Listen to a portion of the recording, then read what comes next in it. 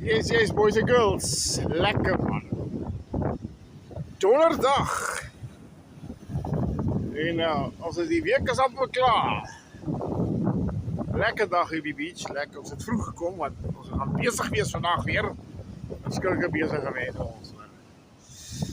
Ja, so ons eers bietjie op die strand relax voor ons gaan werskaf.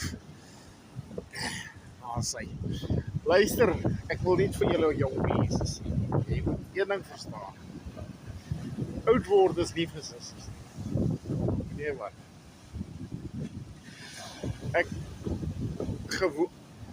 Die kat het gister haar bobeen spier verrek of verskeer of iets. Deur net om te draai om die kar se ruit oop te maak. Dis al. Gewoonlik moes jy of 'n fucking rubber rugby game of 'n korfbal of 'n netbal game of hokkie gespeel het toe jy jonger was om so 'n besering op te doen. Dit is nie kyk ek was op 'n reunie groep. Ek het 87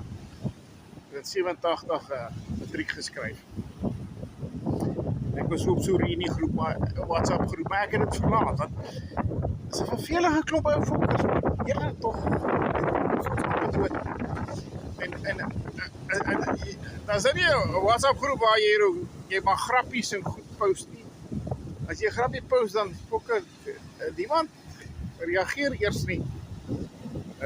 Inteendeel jy kry die indruk die ouers is nie baie welkom. Al wanneer hulle napraat as dat iemand fucking dood is of hulle kindertjies het 'n prestasie bereik of something like that. Yeah. Of iemand verjaar. Ja, Here tog, as dit ou happy birthday.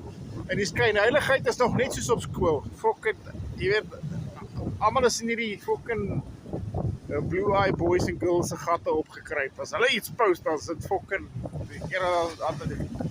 kom met almal of hulle reageer, ons het hartjies.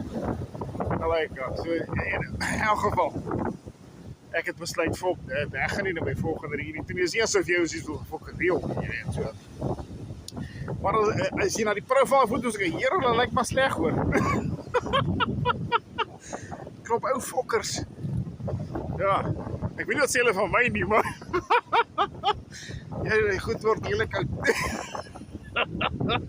Anyway, julle moet 'n lekker donderdag hê. Môre is Vrydag, as jy naweek op gaan.